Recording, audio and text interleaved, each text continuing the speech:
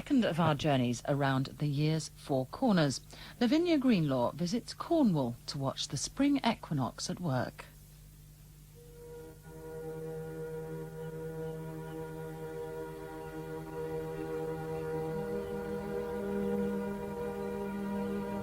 Such a peculiar mixture of things, this landscape, isn't it? Seaweed and oak leaves in the same pool. Taste it and see. I'm going to do this again. All right. I think it's about 1,020. But, I don't know what 1,020 means, but I'm going to tell you what it tastes like. It's quite sweet. It's like salt and sugar mixed together. It's very peculiar, slimy. Let's bottle it and sell it.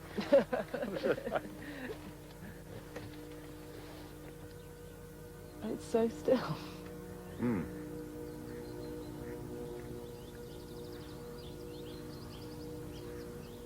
But it's nice, isn't it? You can just hear, hear it waking up a bit as well. So.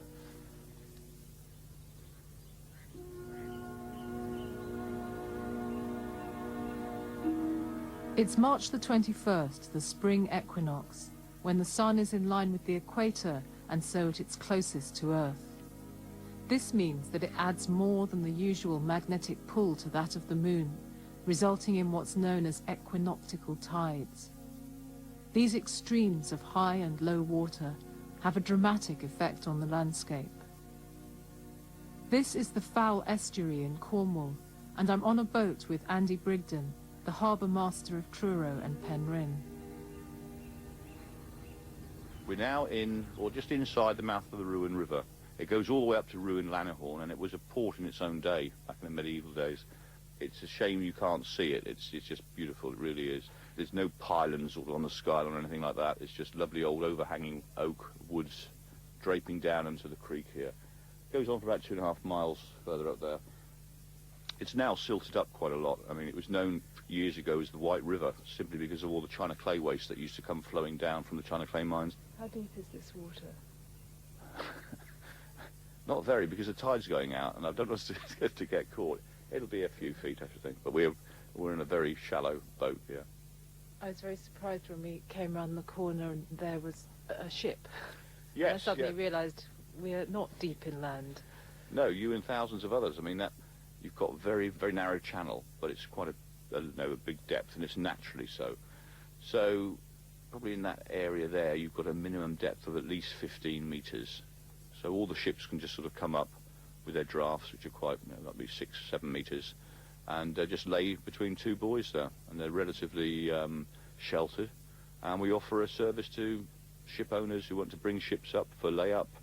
For any kind of reason, they can be under arrest, they can be between charters, really, or contracts, and it might be the dollar banana crisis, which meant that there was a few extra, what we call refrigerated cargo ships on the market, so it wasn't economical to run them, so they bring them up and lay them up here.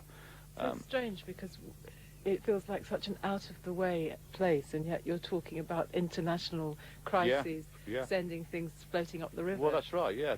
Don't knock the Cornish, it might be nice and quiet, but we've got our finger on the pulse down here.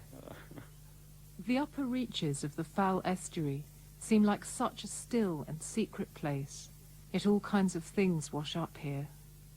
It's as if the loss of boundaries that the extreme tides bring, the flooding of the woodlands, the sudden deep water, allow a moment of access or openness, which reflects the ancient associations that the spring equinox has with conception. In the north, this was the time of year when seed was sown, and the Easter egg is one of the most persistent pagan symbols we have. Easter, a festival adopted by Christianity, derives its name from an ancient Germanic goddess, Ostara, as does the hormone estrogen, vital to conception. Spring is not in fact a gentle time at all, but full of violence and rupture. While we enjoy the return of birdsong and budding flowers, the land and its tidal waters are being subjected to the kind of bound-breaking surges which allow international shipping into an English backwater like this.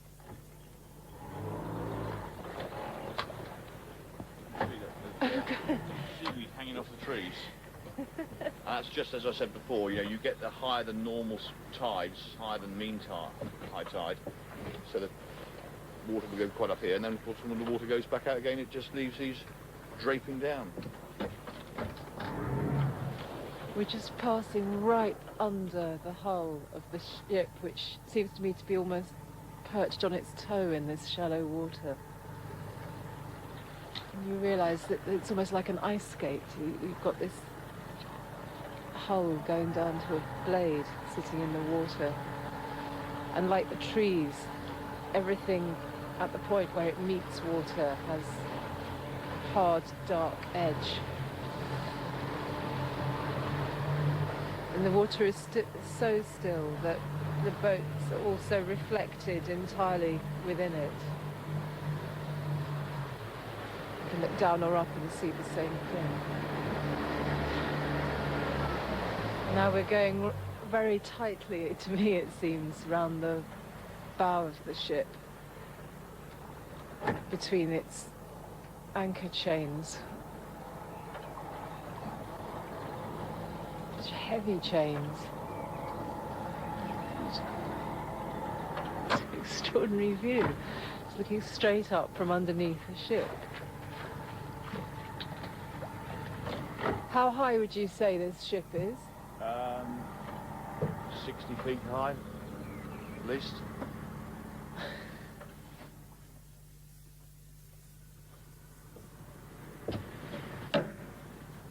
We've stopped by 2 long rows of buoys which have mussel ropes.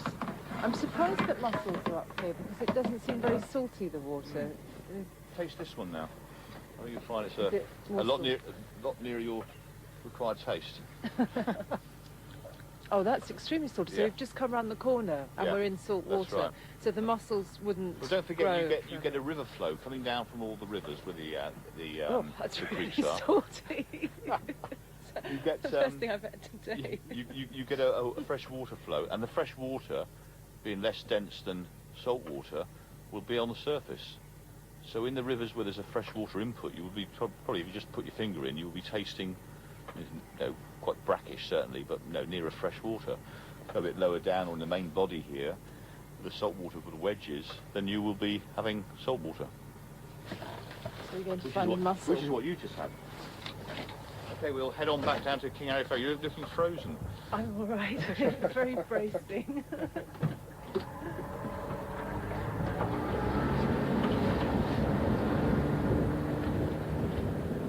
Andy drops me off to meet the travel writer Philip Marsden, who lives on the Fal Estuary and whose first novel is set here. Philip's going to take me inland to see quite how far the tide reaches. We're now right at the top of the tidal part of the River Fal at Set Bridge, and in the spring tides the tide comes right up under the bridge, and until about the 16th century the entire river up to here was navigable, and even 4 or 5 miles upriver there was a port, the port of Tregony, which is now a long way inland, but at that time it was an important port in Cornwall. And then since then the China clay works have silted up the river.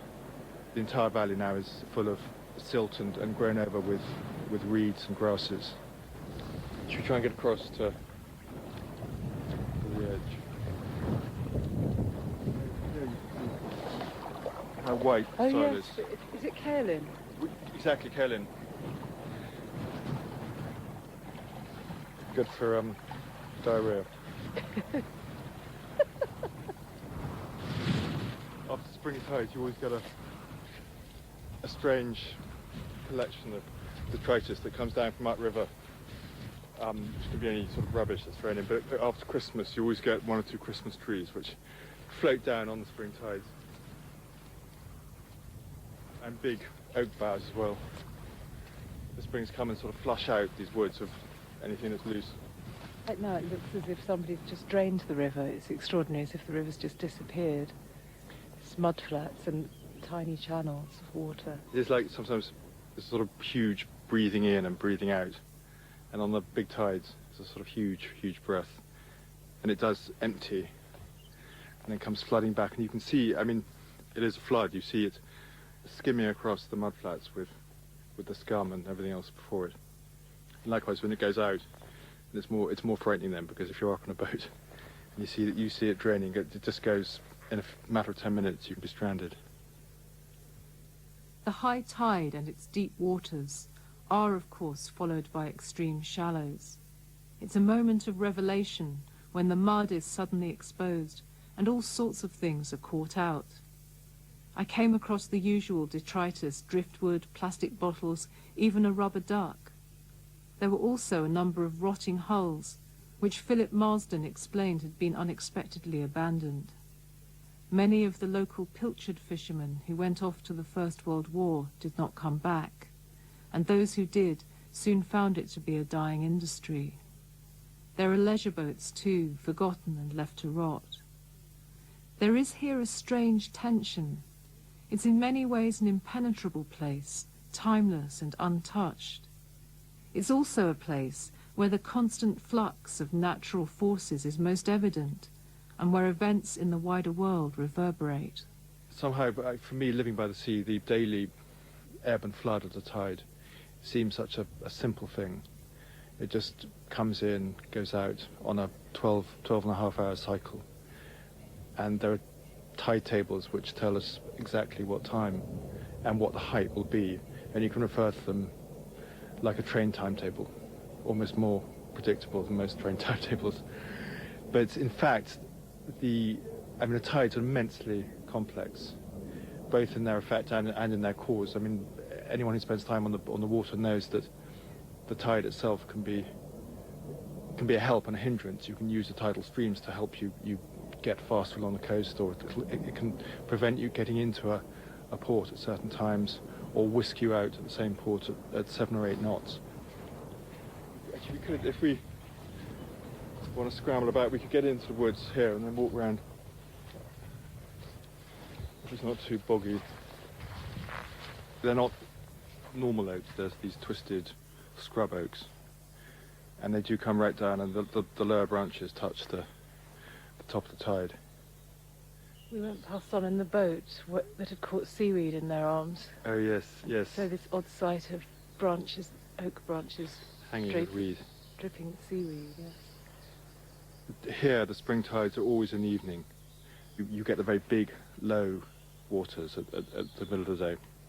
And then in the evenings, in summer evenings, you can come up here and on the spring tide and just come right up the creeks where they're all in leaf. And they're incredibly quiet. I mean, just kind of tangible quiet. And you just, if you're rowing, you just hear the slop of the paddles in the water. Amidst all this muddle and merging, everything here seems actually to be calibrated to a precise set of conditions. Bounds are broken, but only at certain times and to a certain extent. The trees grow at a particular level and reach down to a particular level. In this, the equinoctial tide is again an echo of conception. The spring equinox marks the point at which day catches up with night, and they're briefly equal before the nights begin to contract. It brings a return of possibility, of opportunity, another chance to lay the ground for a good year. To me, it's a truer reflection of the way life suddenly opens up, something you can try to make happen, but which in the end happens in spite of you. A moment to be alert to and make use of.